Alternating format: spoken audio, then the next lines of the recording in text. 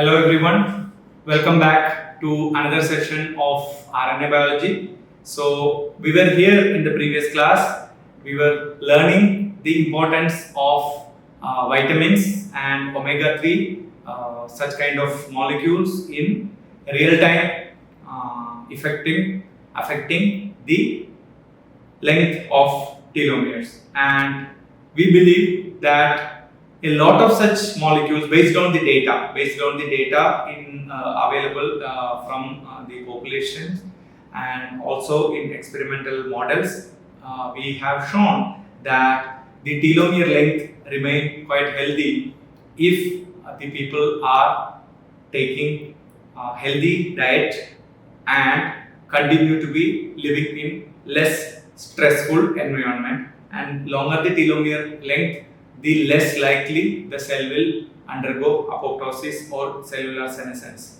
So that is the take home message. Now let us think about some telomerase activators. So telomerase is an enzyme which extends the length of telomeres, and we know somatic cells do not have telomerase activity, even if it is there, very marginal. And we also saw some non-coding RNA regulating the telomerase function in the previous classes. So we should keep in mind that there is still scope for enhancing the telomerase activity, not to a level that it can cause cancer, etc. So don't assume that activating telomerase is leading to cancer. The answer is no. If that is the case, stem cells and germ cells should not have telomerase activity. So telomerase activity do not cause cancer, but high telomerase activity is a necessity for the cancers to survive. So telomerase activity do not cause cancer, rather it is a boon. But evolutionarily, our somatic cells do not have telomerase activity as it has in the stem cells as well as in the germ cells. So can we think of activating the telomerase? So activation of telomerase has been shown to reverse the aging process in the cells, tissues and even in the whole organisms. So let us think more about it. Telomerase can immortalize the cells, and we have seen that one in around 10 million cells can gain this telomerase activity, and that will lead its way into immortalization. So we know that. So a study that is published in the journal Science have shown that human retinal pigment epithelial cells and the foreskin fibroblasts were transfected with vectors encoding human telomerase catalytic subunit HTERT, and the control cells showed the telomerase shortening as expected, whereas the marker of cellular aging, that is the beta galactosidase, is found to be at normal levels in control cells. However, when you express the telomerase, the transfected cells exhibited longer telomeres and reduced the levels of beta galactosidase. So what it indicates, cellular senescence as reflected by the marker, the beta galactosidase itself is reflected. That means the cell is not planning to undergo senescence because of the presence of telomerase. By the time the study was published, the telomerase expressing cells had exceeded their expected lifespan, which is more than 20 generations. Means what is the maximum number of generation that cell can live in a cultured condition? Beyond that, it went to 20 more generations. So this is a interesting supportive data to show that telomerase or the activators of telomerase can reduce the aging of the cell. So telomerase can restore the youthful phenotypes in live tissue. So normal human dermal fibroblasts were transfected with HTERT and then grafted onto mouse skin, on the skin of the mouse, and where you have reprogrammed this HTERT, means overexpression of the HTERT, which is the telomerase catalytic component. So mice grafted with the telomerase negative control cells exhibited phenotypic signs of cellular senescence, that is increased fragility, reduced levels of collagen 1 and 3, and subepidermal blistering, that is sign of old age. So what happens? Mice grafted with the telomerase expressing, that is HTERT expressing cells, exhibited quite very youthful phenotype, and despite the same number of replications. So it's not that telomerase expressing cell is not dividing or something, it is happening, dividing everything as usual as a control cell. However, being a proper telomere length available in this HTERT expressing cell, they did not exhibit the senescent cellular senescence. So these data suggest and support the view that telomerase can be reactivated for an extended tissue life or cellular life. And the telomerase activation can restore the youthful phenotypes in the whole organism itself. A study conducted in 2010 showed, that was published in the Nature, the journal Nature, showed that the telomerase activation in mice dramatically reversed the effects related to aging. So, a restoration of youthful phenotype was seen in the organs such as testis, spleen, liver, and intestine. These organs are used mainly because they have a accelerated rate of cell replication or cell division. So additional effects of telomerase activation included restoration of fertility, reversal of cerebral atrophy, reactivation of neural progenitor cells. So these positive effects also contribute to keep the brain young, or the performance of the brain quite active as it happened during the young age. And fertility, because anyway the germ cells have the telomerase activity. However, the starting cells of the organ testis also have the telomerase activity, make them in a much pristine condition as it occurs in the young age. So telomerase activity also can be an indicator of the longevity. So several experimental studies have shown that multi-generational study by Ashkenazi Jews. It's a community of Jews. You can read a lot about Ashkenazi Jews. They also have also a lot of consanguineous marriages and consanguinity related stories. Also, you can hear a lot about Ashkenazi Jews, and they have been used a lot. Used means they have been their data has been used extensively in genetic studies. No humans can be used in a genetic study, but the data can be used for study. That has happened with Ashkenazi Jews a lot. So they have been known to have a exceptional longevity. So a parent group of around 86 members, and they have an average lifespan of 96 years, and the offspring group of around 175 members, and the control group were around 93 members. They found that the population exhibited abnormally high telomerase activity mediated by a mutation in the HTERT, which is the catalytic subunit of the telomerase activity. So because of this mutation in Ashkenazi Jews, they find that the telomerase is performing more than usual. So high telomerase activity, credit goes to the mutation, and because of this, when the telomerase is functional, they have a longer telomere than usual. So that's what, say, a normal person have, like we saw, that around 11 kb is the average length. But in their germ cells, in their somatic, like in stem cells, the telomerase activity is so high, it can exceed the 11 kb. So that even if the cells are dividing at a normal rate, it will never reach that so-called 4 kb length, which is a shorter telomerase length, because it is gone way too high. It is just like your starting money is only 1000 rupee, it can easily get exhausted. But if your starting is 1 crore rupee, it will take longer time to get exhausted, as long as the usage is more or less similar. The 1 crore is there, you spend in some extremely non-productive thing, like 1 crore, you put it in overnight, you can get rid of 1 crore. But if you are spending usually as the 1000 rupee fellow is spending, then the 1 crore rupee fellow have a lot of advantage, because to exhaust that 1 crore at the rate what a 1000 rupee holder is spending, then it will take longer time. So this is the concept you should have. The telomerase activity, when it is high, whenever it is functioning, it will add too much of telomere length. So that will take longer time to get into shorter length.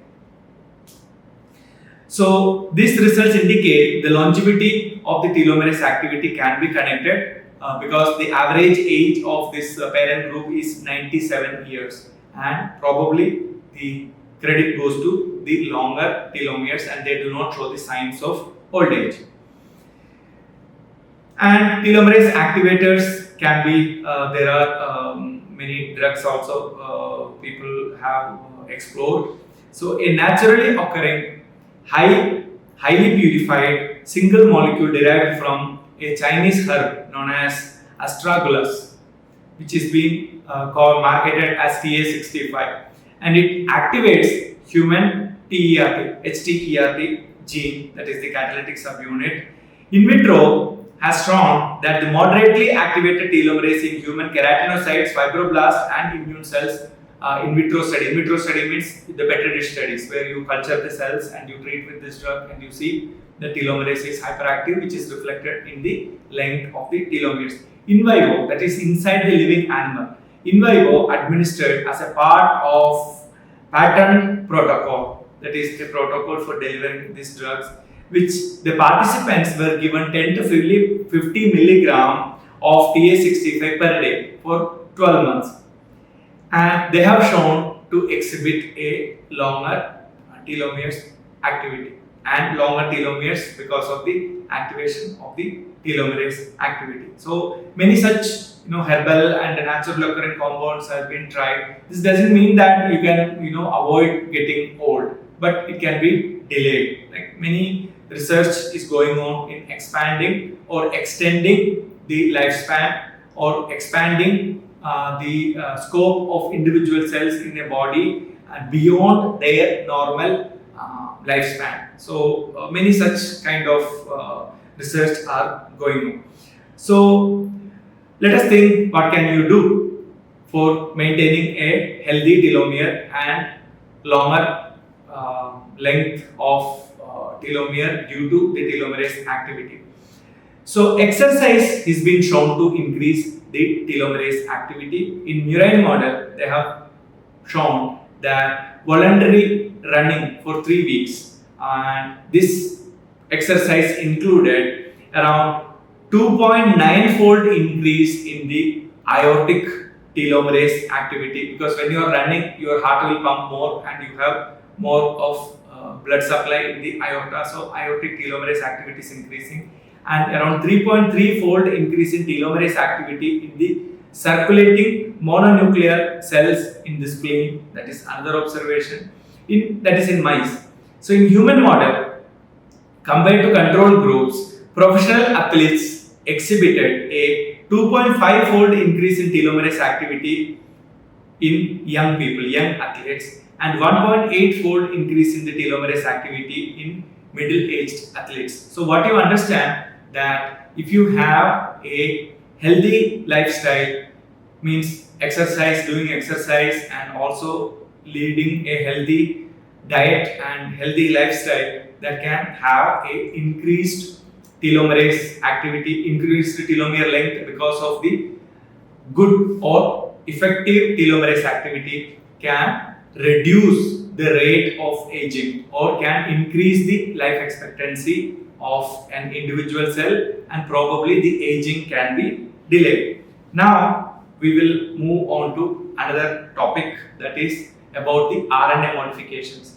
We have seen a lot of RNA modifications, RNA editing, we have seen splicing, polyadenylation, etc. Now we are looking into some RNA modification which are not obligatory, that is a facultative. It can change temporally, it can change with age, it can change with a habitat or the food, the drug, what you take, those kind of things. So what you should keep in mind, this is something to do with the epitranscriptome. That is transcriptome, you have your genome is transcribed wherever the genes are to be expressed, and we call it as transcriptome.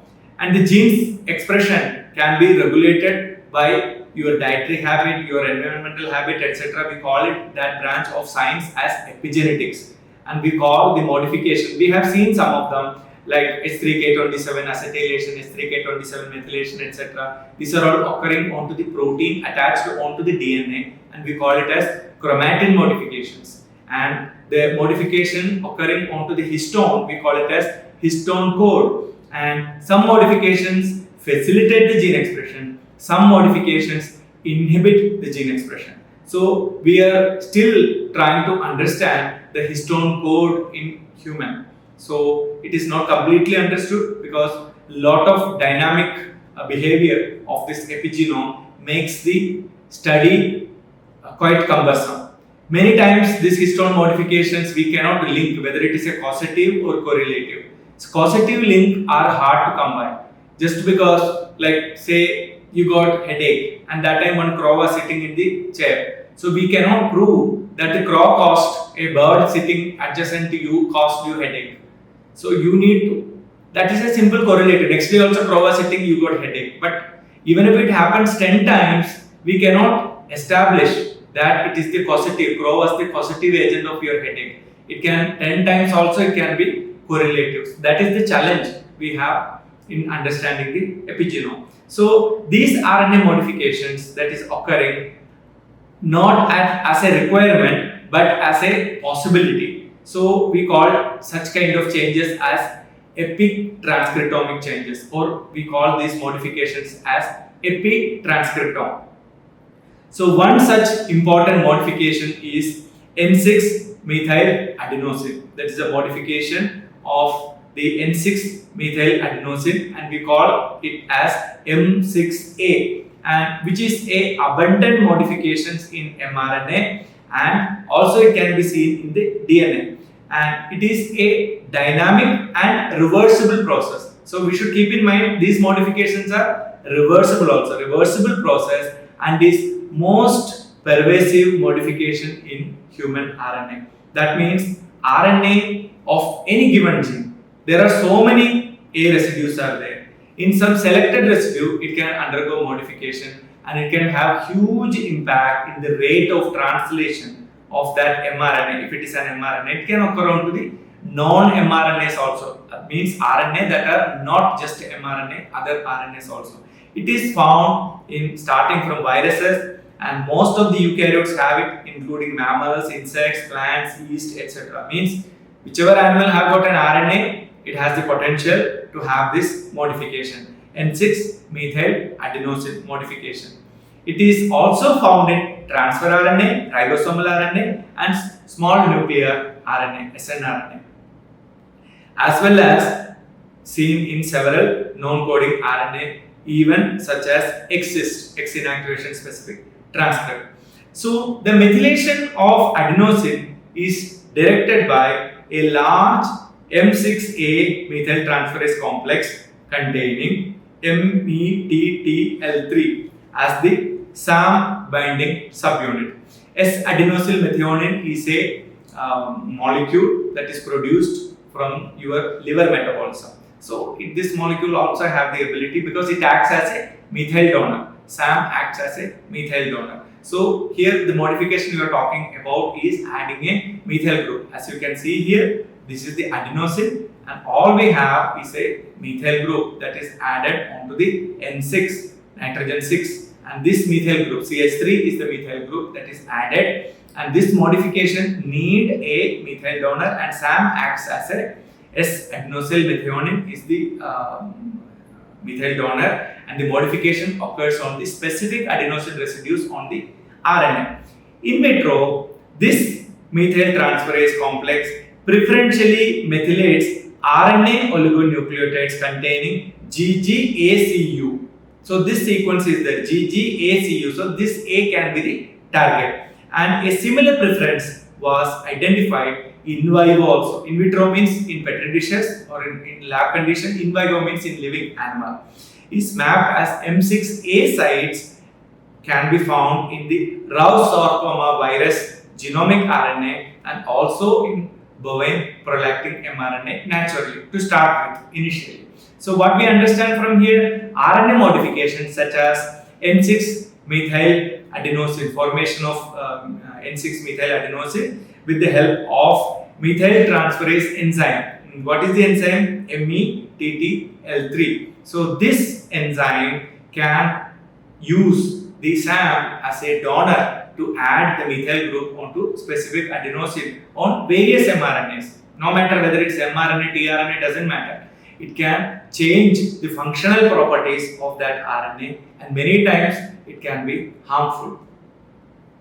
So N6-methyl adenosine is an abundant modification in the mRNA and DNA, and it is seen in various organisms as we speak, and they are present consistently across all the species we discuss. So M6A, that regulators can be divided broadly into three categories. Like in epigenome also, epigenetic modifiers also, you classify them into these three categories. So this epitranscriptome modifications such as M6A regulators can be also classified into three groups, that is writers, erasers and readers. Think in this way, that in a blackboard or in a green board, you are taking with a chalk piece and you are writing something. Let it be ABCD or poem or 1, 2, 3 something. So someone has to write it in order to have something on the board. Then someone should be able to read it, or someone should be able to erase it. So you can happen in any of this fashion. Like it starts with writing. Without writing, no one can read, no one can erase. If nothing is written, what are you going to erase? If nothing is written, what are you going to read? So writing is the initial step. Then it has to be read, or means it has to be sensed. Here, when you are reading, that image will form into your eye, and your brain will convert into signal, and your brain will process the meaning of that based on what training you got it.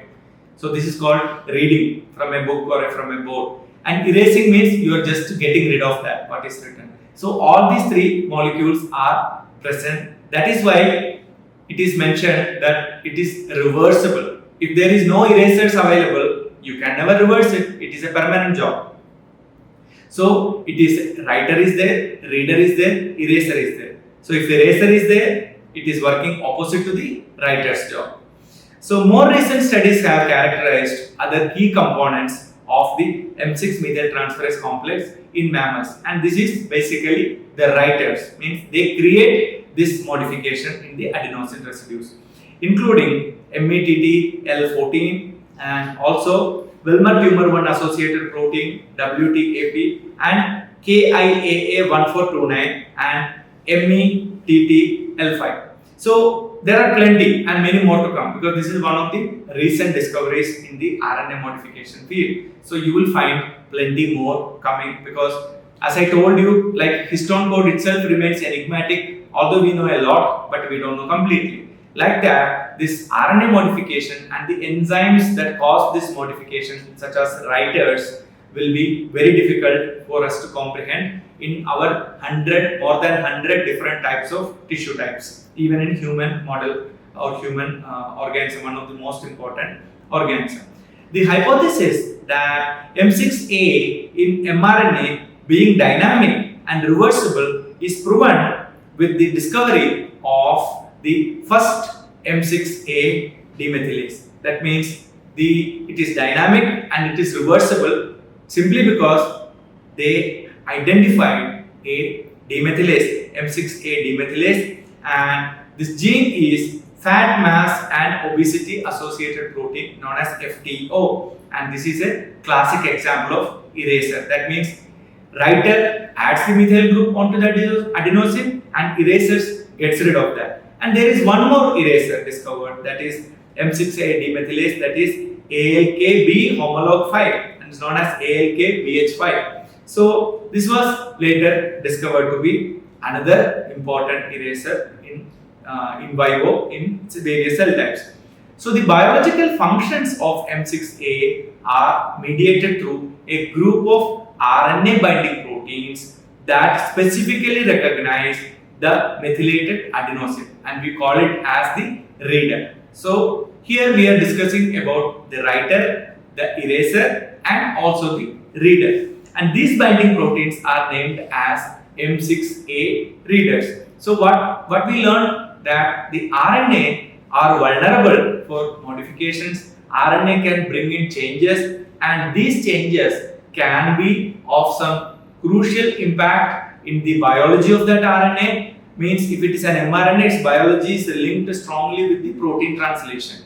And sometimes an unwanted protein or an overexpressing protein can be problematic depending upon which tissue and what protein you are talking about. So this is accelerated by writers, and it is decelerated by erasers, and it is sensed by the readers. So all these three molecules or group of molecules working together will bring in effective changes in the functioning of the RNA. We will learn more about this RNA modification, epitranscriptomics, in the next class. Thank you.